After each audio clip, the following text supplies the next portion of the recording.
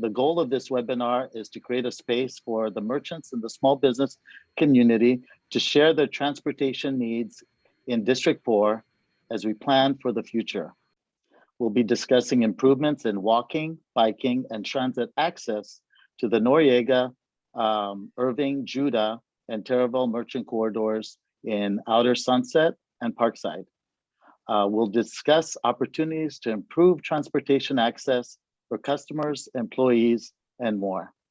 And we're hoping that this is the beginning of a conversation and a way to begin establishing more relationships with the business in the community as we move forward. My name is Vas Kineras, and I'm a small business advocate. As an immigrant from Greece, I'm all too familiar with the challenges and successes of running a small business. I actually grew up in the back of my father's grocery store in the Mission and the Excelsior. And since then, I had a design store in the Fillmore for 25 years. I closed it happily to focus on the small business advocacy work that I do now in the city. And during COVID, I started an agency think tank called Next SF, and we create private-public partnerships to promote small business and neighborhood merchant corridors here in San Francisco. So I'd like to start by saying small business is big business. There are actually 90,000 businesses in San Francisco, and half of them are considered small business. That means they employ 10 or less employees, and they employ almost 350,000 people here in San Francisco, and that's over a third of the population of the city. So we're big, even though we're small businesses, we're a big part of the community. And it's important to remember that if we change our buying habits by just 1% to local shopping, that creates $100 million back to the local economy. So before we begin, we have some housekeeping rules. Today's webinar is being recorded. So if you missed something or want to share it, we'll have it up on our website, or you can wait for the follow-up email from us. Now, it's been over a year, and I'm sure you're all proficient on these Zoom platforms. So throughout the webinar, please drop your question in the Q&A section, and we can share with the panelists at the end of the program.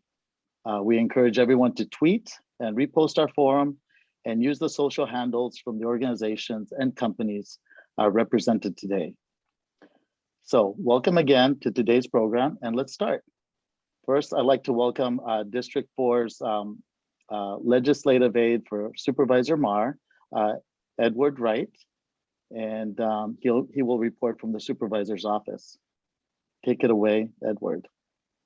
Thank you very much, Foz. We do actually have Supervisor Marr here. So hi, Hey. I'm so sorry, Supervisor, I didn't see you. We're so happy that you're joining us. I know you have a super busy schedule, and we're really grateful that you're here. Thank you for facilitating this discussion. Yeah, no problem. Thanks, boss. And I'm just stepping out of a budget committee meeting right now, but this is a really important discussion.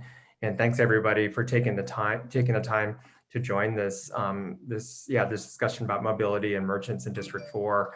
Really, especially want to thank all of our panelists for joining us, and Vas for facilitating, and also to the Transportation Authority staff for all of your work on the District 4 mobility study.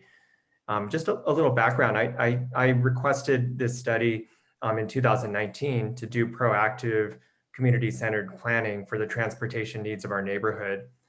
The Sunset's history is closely tied to public transit and transportation access, and as some of you know, as cable car lines moved west, housing and businesses followed. And in many ways, our neighborhood and commercial corridors were built around transit.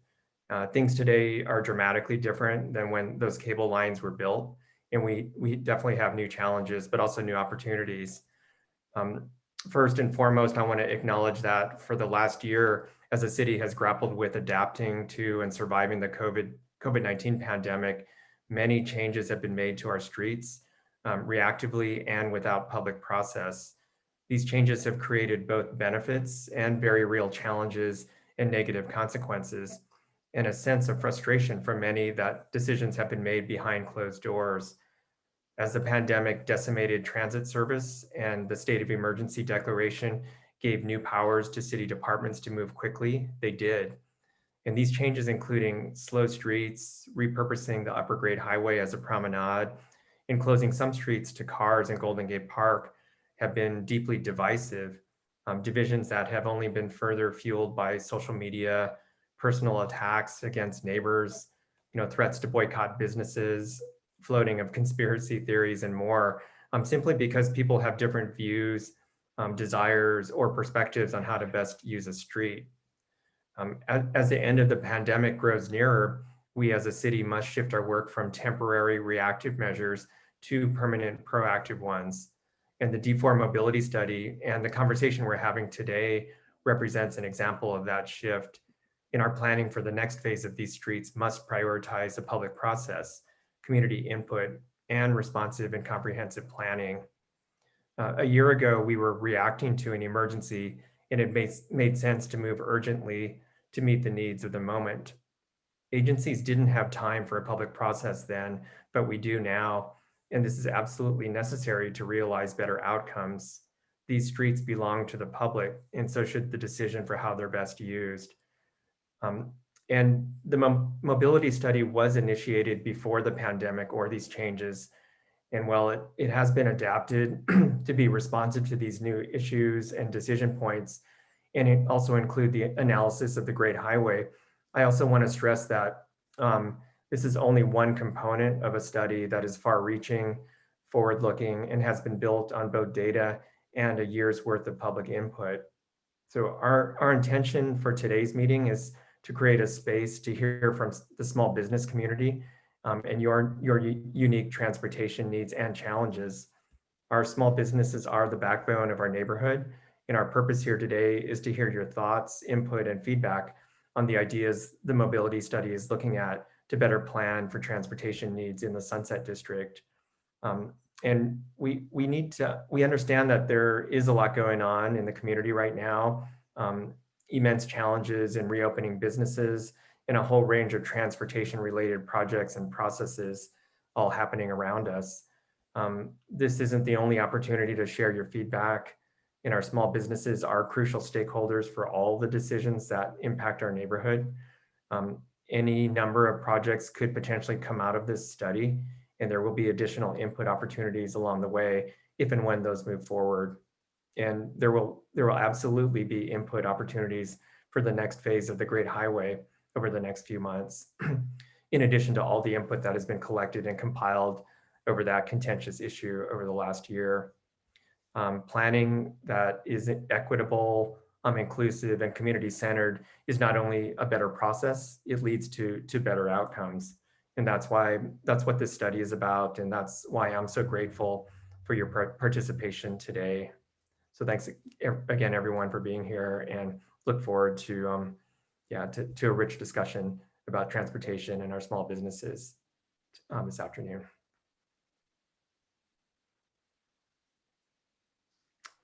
Voss, you're muted.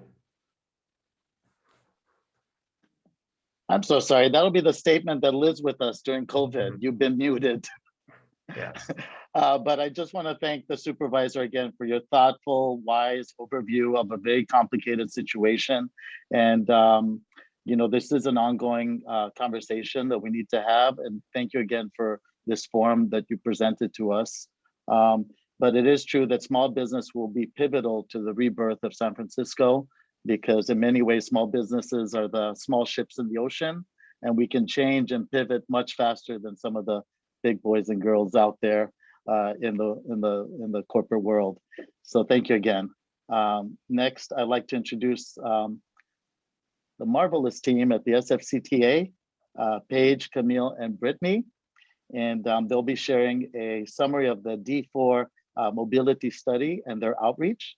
So team, please introduce yourselves and let us know what your positions are with SFCTA. Thank you, Voz. I'm Camille Gariba, Senior Transportation Planner with the SFCTA, the San Francisco County Transportation Authority, and I'm the project manager for the District 4 mobility study that the supervisor has requested our agency to conduct. And assisting me, as Voz mentioned, is Brittany Chan and Paige Miller on our communications team. So they'll be helping facilitate, Brittany will be helping facilitate the discussion that we'll have at the end of the event. And now I think she'll help bring up my presentation as well. Yes, give me just a sec. All right, can everybody see my screen? Yes. Okay, perfect. Great. And so as Supervisor Marr mentioned, he requested that the Transportation Authority conduct a study focused on improving walking, biking, and transit options for the outer Sunset and Parkside neighborhoods. And we launched outreach for the study about a year ago with an initial open house. We also had a survey last summer and focus groups in Chinese to understand the challenges for walking, biking, and transit use in the district. The supervisor also around that time requested adding the component of the study that involves evaluating alternative concepts for the future of the Great Highway. And we presented those initial concepts, 5 concepts that we've been studying at a first town hall last November. That was followed by a survey where we got feedback on the concepts. And we've also received hundreds of emails related to the Great Highway that we've been documenting that feedback on and trying to respond to. And then we had an open house this past March where we presented the solutions that we have been developing for the study as a whole, as well as the preliminary evaluation of the Great Highway concepts. And so, as the supervisor mentioned, the solutions we've been developing through the study are just the beginning to conceive of new transportation ideas that will further advance to design and implementation. And many times other agencies like the Sfmta, Rec and Park, and other partners in the city will implement eventual recommendations. And through their work on the more specific projects of the recommendations we'll have in the study, there will be continued engagement to develop those ideas further. And just a reminder for those who might have been joining us late, our objective here is to create the space for merchants and the small business community to share your transportation needs and figure out how we can address them either through the District 4 mobility study or other ongoing transportation efforts. Next slide, please. And so now I'll get into some of the ideas that we've been developing for the study. The first is just transit improvements. And this concept is actually part of the long-range transportation planning effort known as Connect SF. And us, along with MTA and the planning department, have been developing this.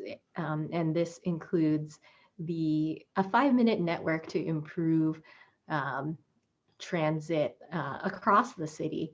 And so there's a parallel effort on their outreach, but wanted to highlight specifically how this the ideas in the long range planning are related to District 4. The first being that parts of the 5-minute network include District 4 transit lines like the 28, the 29, and the NJUNA. And so the 5-minute network would provide fast, frequent service and easy transfers throughout San Francisco, achieving easier access. And it would be complemented by routes at lower frequencies, as well as express routes and paratransit service. The next idea that we are looking at is a community shuttle. And with this idea, we were looking and hearing in outreach about improving access to commercial corridors, especially like across the district where transit doesn't necessarily serve, and filling in those gaps. And so we are exploring this idea for short distance trips throughout the district and other nearby destinations. Other neighborhoods in the city have been developing community shuttles, and and for Treasure Island and the Bayview. And they've been considering if it should be fixed route or on demand, which is a new type of shuttle model that has been applied in other cities like Sacramento. And so we are exploring this idea of a concept that would need further study to figure out the routing in the district. Next, another idea that we are looking at through the study is a new curbside loading zone. Sfmta is considering a new curbside loading zone to address double parking issues in the commercial districts. These proposed zones are intended for very short-term, 5-minute loading on blocks that have a lot of commercial activities and would provide a place for people to pull over quickly, to pick up an order at a business or drop something off in their cars that are not commercial vehicles, rather than double parking in the street. And small business owners could also use these zones to unload goods from their own vehicles, which is currently prohibited in yellow loading zones if you don't have commercial plates. And during the pandemic, there have been temporary versions of this zones as part of the Shared Spaces program. And I think, as many of you know, the mayor has announced legislation to make the Shared Spaces program permanent.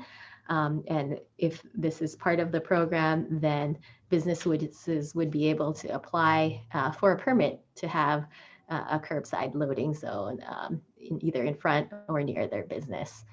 And so that's that idea. The next concept that we've been looking at in studying is the District 4 Family Neighborway Network. Some of you may be familiar with the 20th Avenue Neighborway, and the idea with a neighborway network would be a wider network of streets that are designed to give priority for people young and old to walk, bike, and play. And then these use a number of design strategies that can be applied to corridors to make them feel quieter and safer and inviting. And then in a future design phase led by MTA, there would be the specific treatments would be figured out. But I did want to introduce you to some of the potential treatments that are associated with neighborways. And so this would include speed humps and raised crosswalks. These are, features that help slow vehicle traffic on a given street, as well as provide signals for increased pedestrian presence. On the next slide, we have different bike lane treatments or bike infrastructure treatments, either bike lanes or sharrows. The specific use of treatment would depend on the geometry and characteristics of the street. And in some cases, some of the streets we're considering for the network already have existing bike infrastructure. And then there's also additional strategies that reduce conflict with vehicles between cyclists and pedestrians and vehicles. And those might be traffic diverters that limit vehicle traffic on a street or turn restrictions that can reduce potential conflicts between pedestrians and bicyclists and vehicles. And so on the next couple slides, I'll share some of the streets that are being considered for the neighborway network. We have a handful of east-west streets that we're considering with the idea of having about 4 corridors across, going east to west across. And these are the different alternatives we're considering for different parts of the district. On the next slide, we have some various north-south streets that we are considering as well. And as many of you know, this network would be completed by, or would also, the entire network would include 20th Avenue, which is already a neighborway. And then another piece that I wanted to discuss is that separate from the mobility study, Bay Wheels Bike Share with MTA has been working to expand to the Sunset. And they're identifying about 7 to 10 stations to expand into the neighborhood. And this map kind of shows that the relationship of those potential station areas with the neighborways we're considering. And then if anyone has specific feedback on the siting of some of the bike share stations, the contact information for Neil Patel at Lyft is on the slide right there. And then the other concept in the study I wanted to cover was the Great Highway evaluation that I mentioned was added to the study, and we are wrapping up the evaluation of future concepts for the Great Highway. The 5 concepts we studied are concept 1, which is the 4-lane roadway, which is of the Great Highway as we've known it in the past. Concept 2 was an idea of having a promenade with 1 lane in each direction, and we've since introducing this idea in November, we've eliminated this option primarily due to costs required to reconstruct the roadway to allow for the addition of a shoulder on each side of the lane. And then the other concepts we've been looking at are the full promenade, a complete vehicle closure, a time promenade being weekends only, and the concept of a one-way promenade, a one-way roadway with a promenade where the roadway would be open in one direction. And then lastly, just about next steps. And so we, as I mentioned, the evaluation is ending with the end of the mobility study, and the Recreation and Park Department and Sfmta are the agencies who would implement an eventual project for the future of the Great Highway. And they will be bringing the concept evaluation and additional analysis to a joint session of their commission and board to weigh in on this summer. And there will be continued outreach by those agencies through that process. And finally, I went over a lot of ideas, but wanted to say that we're open to hearing about other street improvements that might be of interest to merchants and small businesses. And these include improved street lighting or beautification to commercial corridors, a parking benefits district, which would be where the parking meter revenue would go back to improvements to a district, dedicated parking areas for micro-mobility. This helps tidy up the street a little bit and that sort of thing, or alternative curb parking management ideas. I did mention the loading zone, but if you have other thoughts on that, then we're open to hear your ideas. And so that concludes my presentation portion, and we'll be moving into our panel.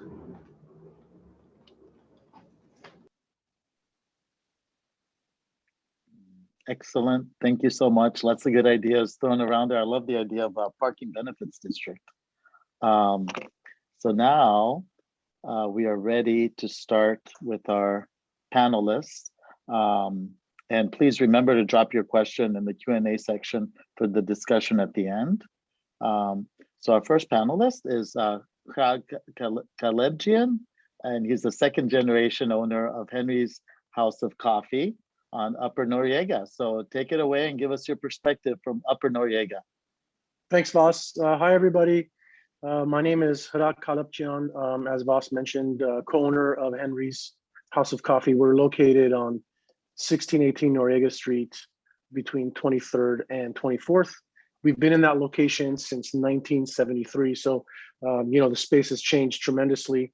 I remember days when there was no crosswalks, when the entire neighborhood was more of a bedroom community, not as much retail. So tons of changes have happened. And it's great to see the area kind of start to transform, getting a little bit more traffic, getting some more merchants coming in, which has led to some issues. And Voss, is that one of the things that you wanted me to mention? Some of the things that we've been dealing with over the past Absolutely. years. Yeah. As businesses have started to open up, in that specific corridor, we've got a lot of action. So you've got, families walking up and down. You have customers parking or double parking to visit the stores. And then on top of that, you have commercial vehicles that are dropping off inventory. So it can feel a little congested at times. I think the feedback that we've gotten from some folks is to, change the parking. Right now, I think it's an hour parking. So Camille, I think one of the ones that you mentioned was maybe like 5-minute quick stop and go. I can't speak for the other merchants, but that would be, that would work for us, considering we're a coffee shop. And then potentially creating some type of temporary designated spots for the commercial trucks. You've got 18-wheeler trucks that are parking in the middle of the road. And in that specific corridor, you've got a lot of smaller families now that have started to move in to that area because, rents are cheaper, living is a little bit less expensive there. So it creates a little bit of a congestion, and sometimes it's risky when you've got a lot of stuff going on. But other than that, I think positive feedback from the parklets that we have. I think 2 years ago, we recently started seeing some of the parking stalls for bikes, I believe, like those kind of half curved, half moon, I'm not sure what they're called, for folks to park their bikes or hang their the leashes in for the dogs. So that's been pretty positive feedback from us. I just think that with the space that we're in right now in that specific, I'm talking from like 20th Avenue to probably 27th. There's a lot of traffic now and a lot of different types of vehicles going on. One of the options, like I said, the 5-minute parking seems like it might be a good idea. And I'd be happy to get feedback if you guys ever do a survey to see what folks would think about that. And I'm happy to survey my customers if you feel like that might be helpful. Thank you. I just have a question. Like in general, are most of your customers walking to your shop? Are they driving? Are they riding a bike, bus? Yeah, good question. Definitely not riding a bike or a bus. It's either walking up because they live in the neighborhood or driving up. If I had to guess anecdotally, I would say it's probably 60% driving, and that's typically in the mornings, till about 10 o'clock in the morning. And then you get the folks that are walking in, on their way to the beach or a little mid-afternoon caffeine pick-me-up. But yeah, we don't have a lot of bike or transit folks. I know there's a bus stop right by our shop, but it's that corridor is kind of a place where you either live there or you're kind of on your way out to go to work. So there's not a lot of transit traffic in that space. Sure, that makes sense. I mean, it's the West Side is such a broad area, and each community is so different. That's why we want to have representation from Upper Noriega, Lower Noriega, all the different corridors. Thank you. Thanks for sharing your perspective. You're welcome. Thanks for having me. My pleasure. So our next panelist is Bill Barnicle. He is a longtime legacy community leader. He's a commissioner for Veterans Affairs, and he's the president of the Outer Sunset Merchants Association. So take it away, Bill. Well, thanks, boss. I really don't have anything to say after that. But no, I've been president of the Merchant Association, and I'm aging myself, which is okay, off and on for almost 40 years. So during the 40 years on Irving Street, of course, I've seen lots of changes. But most importantly, as we talk about the mobility, last weekend I someone did a poll on my merchants and asked them what any issues we had. And quite frank, we didn't have just one major issue, but we cover 19th Avenue to 26. So we have the 7-8 that runs through Irving Street and goes Judah up Noriega.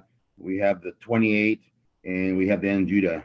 So the transportation for our merchants, for the merchants' customers, I think it's relatively pretty good. The only complaint that we had that someone told me was on the end Judah. Let's see, right. The only complaint we had was some of the stop locations. When people would depart from the bus, that I guess the signs aren't done, or the stop signs aren't done properly or not properly. But when cars go by, there's been pretty close, people getting hit. So that's probably the only issue we had. The parklets, I think it's fantastic. We've done a good job. We really had to fight for those parklets, and we not mention any names or anything like that, but we worked with the MTA, and it was a very tedious process to get those parklets. And as you know, those parklets range from 10,000, 25,000, and we have two big ones. Hole in the Wall Pizza has one right there on 19th Avenue and 20th. They've done really well, and I'm glad that they finally passed, or it has passed, legislation for the parkers to be there permanently. So, which was really good, actually great. But other than that, that's really the only problem we have with NJUDA. The complaints were the people are departing from getting off the train, and that's about it on my part. So I'm Thank lucky. you, Bill. I know Irving is such a broad corridor, and there's heavy concentration of merchants. And what's great about Irving is you're blessed with great public transportation. So I think that alleviates some of the congestion that you might find in other areas that don't have that kind of public transportation. Yeah, correct. Thank you. Yeah. So thank you again for sharing your perspective. Next up is Buffy Mcguire, and she's a longtime community leader as well, multiple locations on the West Side. Please welcome aboard, Buffy. Hi, thanks for having me. Thanks for putting this together. So I represent Java Beach. I'm co-owner of Java Beach at Judah and the Great Highway, and Java Beach at 45th and Sloat, and also Lady Falcon Coffee Club, which is on Wawona and the Great Highway, our headquarters.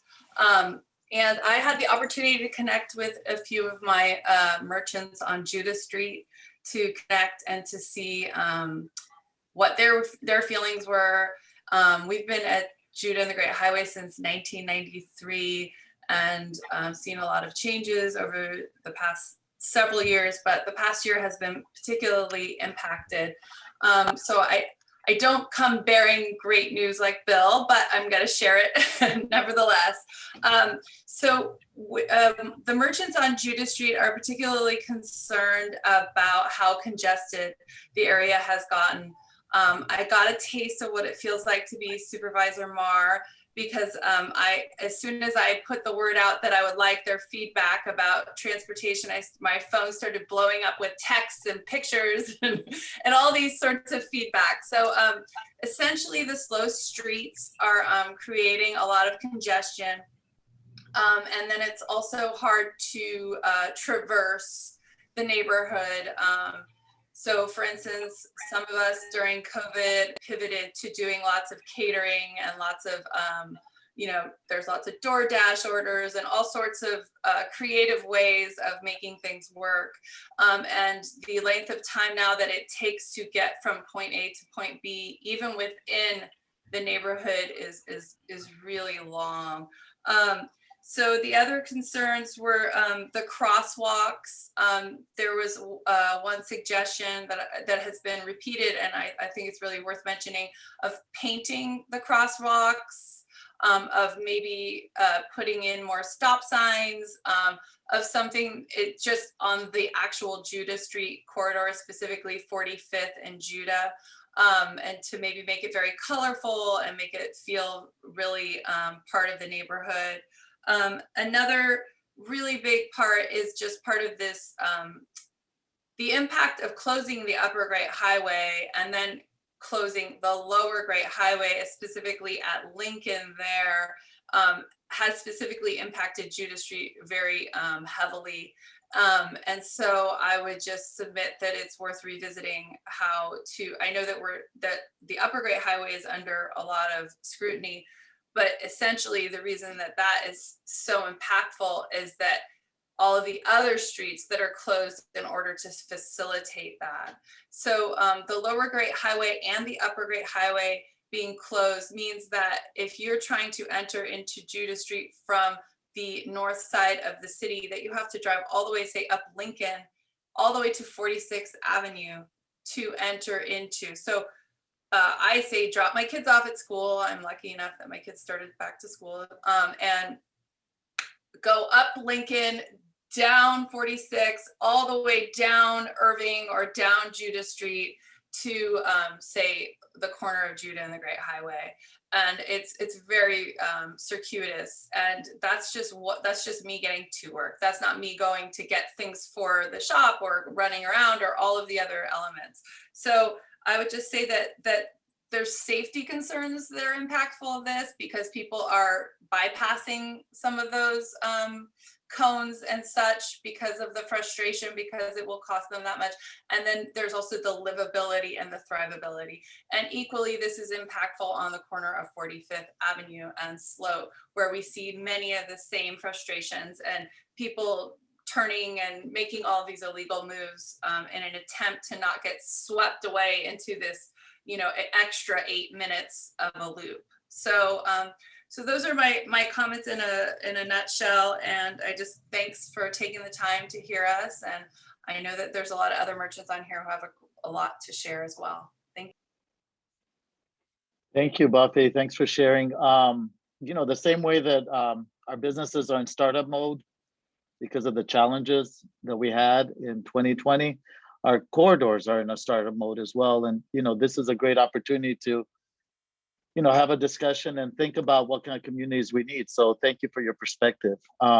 Lastly, we have Albert Chow. He's the longtime owner of Great Wall Hardware, and he's also the president of the People of Parkside Taraval Merchants Association. So take it away, Albert. Hi there. Yes, thank you, boss. As he said, my name is Albert Chow, and I am the owner of Great Wall Hardware, which is on 1821 Taraval, between Taraval 28th and 29th Avenue. We've been there since 1983. I'm second generation. And I'm also wearing the other hat of being the president of People of Parkside Sunset. And I've been the president for 3 years. In my time there and in my time on the street, it's transformed, I think, just very much like Buffy and Parag and Bill Barnicle had talked about. Tremendously.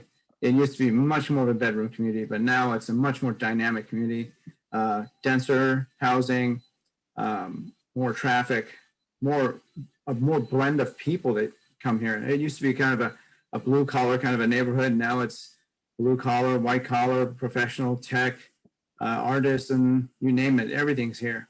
And we also have a newly revived surfer community that has been kind of coming back into our fold and creating that kind of an atmosphere here too. During the time that we were going through COVID, we were fortunate to stay open, but in that time staying open, I really had to worry about my staff and keeping everybody safe and trying to adhere to the new protocols and watching the health department giving out new rulings or new rules every day. And so we're selling PPE, using PPE.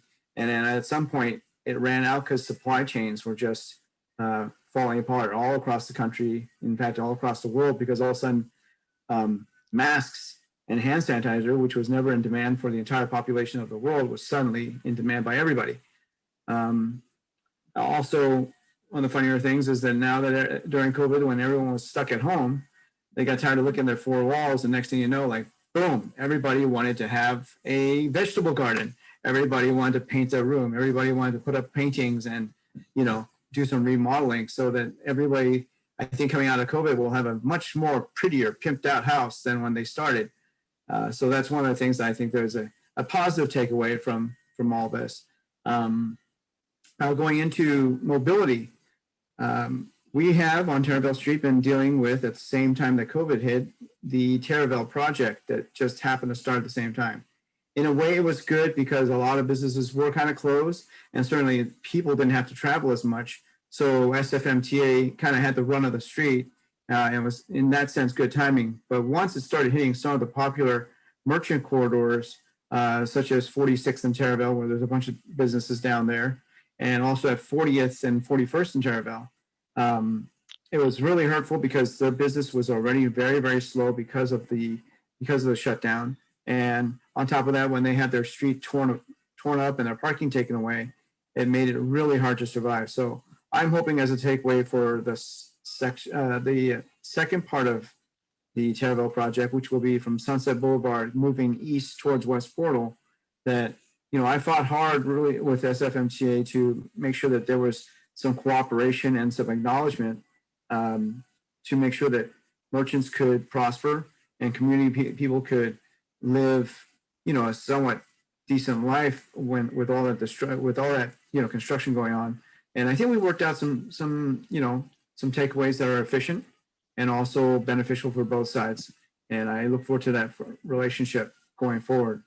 As far as things that I think everyone has touched on today, which is the Upper Grade Highway, and also I will also mention the closure of JFK in the park. Those two things have been, I think, impactful for Sunset merchants and Sunset community members. I mean, there are benefits to having those places closed during the COVID lockdown, but at the same time, now that we're opening back up, you know, I also find that as we opened up gradually, we went from purple to red to now orange and then now yellow. Trying to get around the city, especially moving in the north-south direction, has been very, very hard because the loss of Great Highway, the loss of access at 19th Avenue because a lot of construction there, and not being able to move partially inside the park forced a lot of cars to go through 41st Avenue, which piles up pretty bad, Stanyon, which piles up pretty bad, and really the only place that was relatively fast was Great Highway, going across the beach at Ocean Beach. And the other thing I'll say is that, yes, those things were implemented without surveys, without input from the community. It was just done on the fly. But I really think it bears getting a survey and taking input from not only just community members, not only just the Bicycle Coalition or Walk SF, but, you know, small businesses, community members, people with families, people that want to enjoy the park, but are not allowed to go in with their cars so that they can enjoy events at the park. If you limit it just to walking and to bicycling, you know, what happens is you exclude people that are handicapped, or if you have a child that's having a birthday party somewhere in the meadows and you have to hump in a lot of equipment and take it back out, the only way you can really do that is with a car. And so the cars are still necessary. And I know that we want to move away from that, but I think some personal transportation is necessary. And with the considerations to how people feel coming out of COVID, I think people are hesitant to get into public transportation, at least for the short term. So I think those should be really considered. With regards to parking on our street, I think that, you know, in Sunset, if we're going to work towards, you know, having parklets and shared spaces, as well as on Cherville Street, new boarding islands that have taken away a lot of parking spaces, it might be consideration to redesign some of the arterial streets so that there can be more creative ways to install a couple more parking spaces. That way we can just squeeze a couple more spots in. The other thing too is maybe we can, you know, the city can purchase properties and make a parking lot and then have some of these scooters and rent-a-bike locations and racks put right there so they can park at one location and then, you know, take that micro commute the rest of the way with a scooter or with a bicycle. So, and I think that those things would be good innovations for creating mobility, but also bear in mind that yes, parking is no matter what necessary, especially in this neighborhood. It is a family neighborhood. It is in many respects also an older neighborhood with older residents, and not all of them take public transportation. Not all of them can make do with public transportation, especially if you have to run multiple errands here and there. It is very hard unless you're going just one direction and one spot to run a bunch of errands throughout the city via transportation. And certainly some people that are elderly, I don't think can hop on a scooter. So I think those are my comments. Thank you very much. Albert, that was excellent. I was taking lots of notes. And it is true, I grew up in Daly City, and the West Side has changed so much. It's really become hip and diverse, and there's so much to do now on the West Side, and it's causing a lot more congestion. And in many ways, now that people are not traveling downtown to work in offices, I feel this is a moment. It could be a renaissance for San Francisco neighborhoods. So extra care and attention is important to the redesign of these neighborhoods. So thank you again, Albert. Really good perspective. Next up is our guided discussion facilitated by SFCTA's Brittany and Camille. Take it away. Thank you, Vaz, for facilitating that portion of the meeting. And thank you again to our merchants for sharing their statements. Albert, Bill, Buffy, Rog, those are important perspectives. And it's incredibly helpful for us to hear what the community is feeling and thinking and experiencing, especially right now as we're getting out of the pandemic. And we're hoping that this is, as mentioned before at the beginning of the conversation, and we can continue to establish these relations and make connections with the necessary agencies in the city. Edward, did you have anything to add as we move into the guided discussion, before we move into the guided discussion? I mean, honestly, first of all, I should say Edward Wright, let us say the Supervisor Marr, staff on transportation, among other things. Rather than taking time to hear more from our office, I think we're more interested in hearing more from the merchants. I do just want to thank everyone for sharing that input and emphasize that this really is an input and data-driven study that will inform transportation decisions from our office and hopefully from city agencies going forward. And we really, really value the input and really, that will be crucial for making these decisions. Thank you. Alrighty, so I'm going to reshare my screen with some discussion prompts for our merchant participants to respond to. So the question that I have for all of our merchant participants joining us today is, what questions do you have for project staff about the solutions highlighted today? And we'd also really like to hear if there are any other transportation issues that you face in your business's neighborhood beyond what the panelists have shared. And what concepts do you think would be beneficial for your business based on the concepts that Camille presented about the community shuttle, curbside loading zones, neighborways, and transit improvements? And if there are any other concepts you think we should consider that would help improve transportation and accessibility in the neighborhood. So I'd like to ask everyone to go ahead and drop your questions and comments into the chat. And what Camille and I will do is scan through them. And I see we have some questions and comments coming in already. So Camille, do you want to go ahead and start addressing some of the comments? Yeah, I think there are a number of comments related to the different slow streets and the Great Highway as well, and the Great Highway or the Golden Gate Park closures, and kind of reiterating the challenges that Buffy and Albert have that spoke to earlier during the panel. And yes, I think that is why, as part of our evaluation of the different Great Highway concepts, traffic analysis and impacts are a key piece of that. And we are definitely concerned about what any closure of the Great Highway in the future would have impact on those travel patterns that are definitely obviously crucial to many people in the city, and we acknowledge that. Thanks, Camille. Do folks have any questions? Please feel free to drop them into the chat. So Hillary has a question about surveys and how to participate in any data collection. I think we had, this is your participation, Hillary. If you have feedback on any of our solutions on the comments, we also have our email address, d4mobility@sfcta.org, and that's another way to give feedback. But yeah, we did have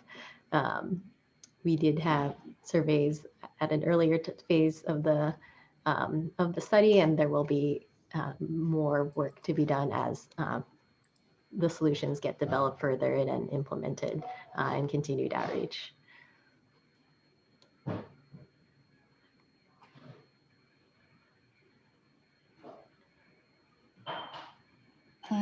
Okay, thanks, Camille. I'm also sharing where you can get in touch with us on the screen. So if you have any feedback that is Great Highway related, you can email rec-greathighway@sfgov.org. And then for anything District 4 mobility study related that Camille went over today, you can contact us at d4mobility@sfcta.org. I'm just continuing to look at the comments in the chat. Buffy, thanks for noting some concerns about streets being closed in the north-south and east-west direction, such as Sfmta and 47th. So I think that's in relation to the neighborways idea. And I think that is noted. And the neighborways don't necessarily divert traffic in case it's about having design features. Some of this design features may be diverting traffic, but that will be happening in the design phase that MTA will be leading later this year, about what specific treatments will happen on specific streets. Could I jump in just to add to that, Camille? Mm-hmm. Yeah, just as a point of clarification, the neighborway idea would not be proposed in addition to slow streets. This is really instead of slow streets. And as I think folks might have noted, some of the streets that were identified as potential options for that are slow streets. We definitely acknowledge that, we don't think the slow streets program in District 4 has really been an example of success in terms of usage rates. And we do think it's trying to address, an important goal, which is providing more infrastructure and access, for biking, for walking. We also think that the approach of the neighborhood network is a better way to meet that goal, and that approach is really centered on an inclusive planning process that is designed around public input, and so that the public would certainly have a role in thinking about what that design might look like. Yeah, that's right. Thanks, Edward. I know that in other parts of the city, there's been consideration of making existing slow streets permanent, but for District 4, we are looking at it as having streets as neighborways instead. And then I see a comment.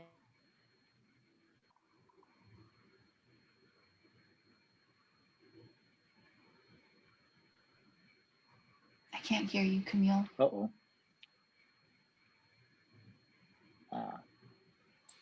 Maybe Brittany, you can go to the comments that Camille was working on. Can you hear me? Yeah. Okay. I think I was just reading the comment from Catherine of Blackbird Books, who cited that their business has benefited from, folks going to the Upper Great Highway as well. And she reiterated Buffy's kind of requests for improvements to 45th and Judah, maybe a stop sign.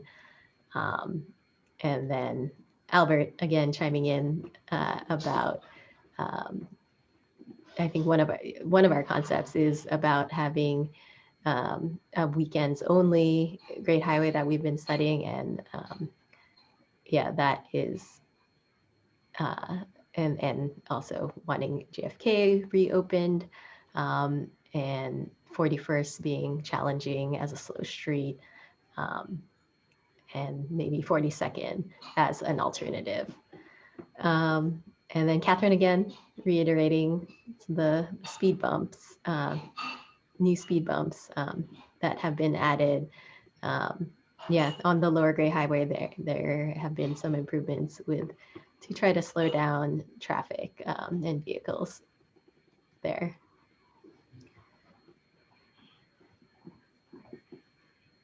Any other questions or comments? Drop them in the chat. Okay, I see a question from Bill. I thought the parklets were approved full time.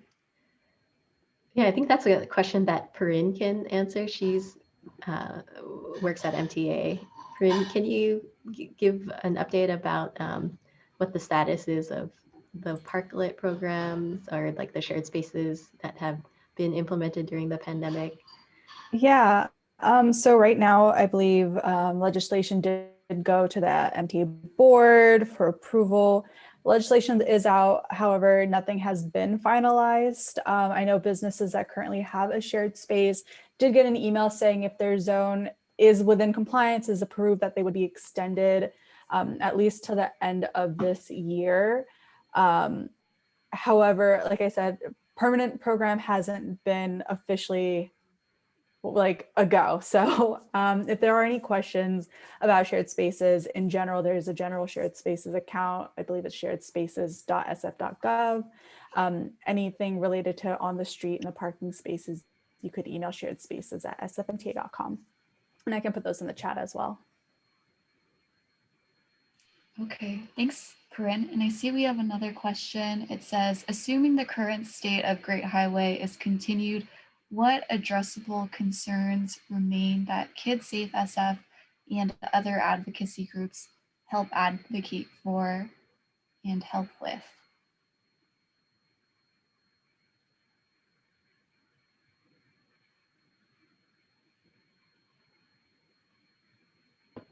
Any thoughts? Yeah, I'm not sure how to answer that question, Luke. I think that, yeah, a lot of the next steps are in the hands of Rec and Park and MTA as the implementing agencies, and they will probably identify concerns of more concerns beyond what we have identified in the evaluation, and you could be engaged through their continued process on the future of the Great Highway.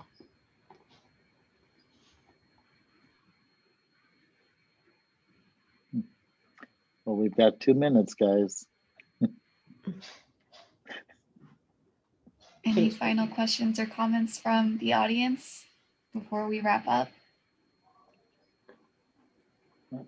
Oh, we have a question from Albert. Will CTA hold town hall meetings to survey and help decide what will happen?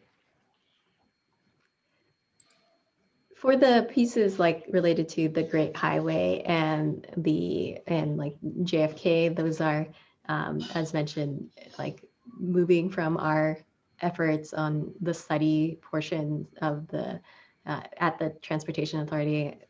The D4 mobility covers the Great Highway piece, and then we had other colleagues who were working on Golden Gate Park and access issues.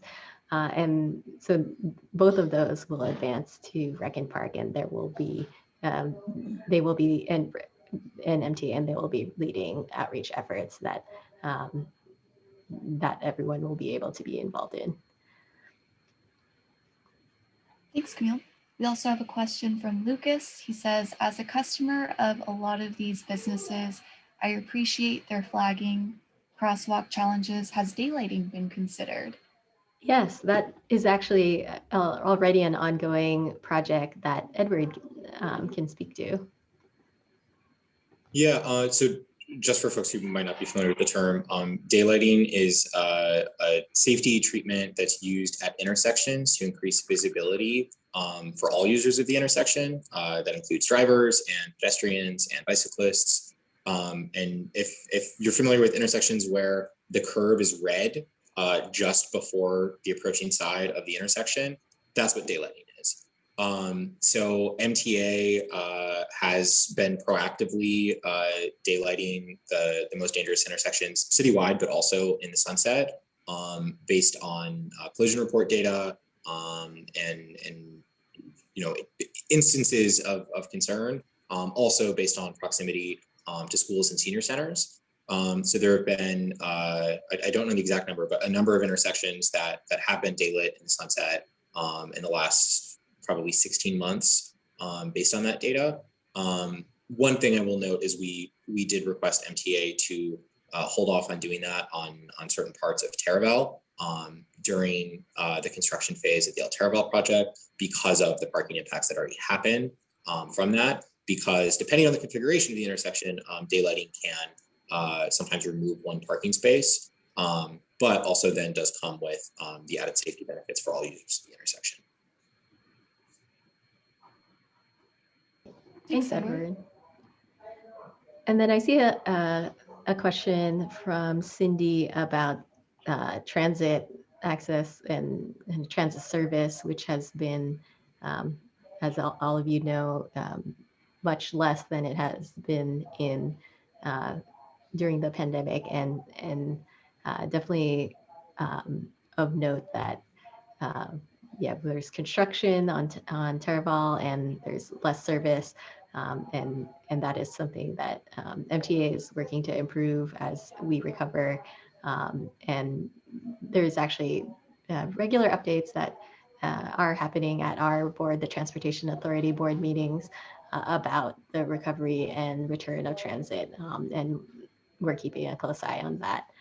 And then Robert asks, do the city or SFCTA have data on the modes of transportation customers use to access Sunset or other commercial corridors?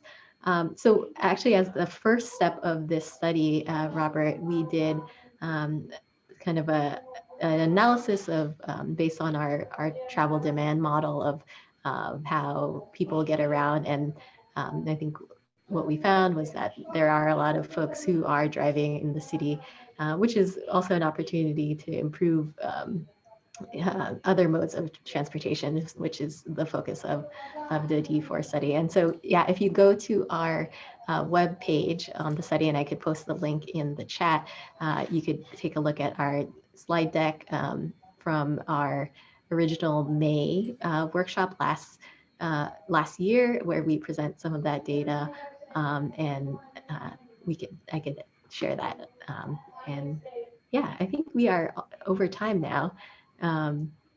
So any last questions?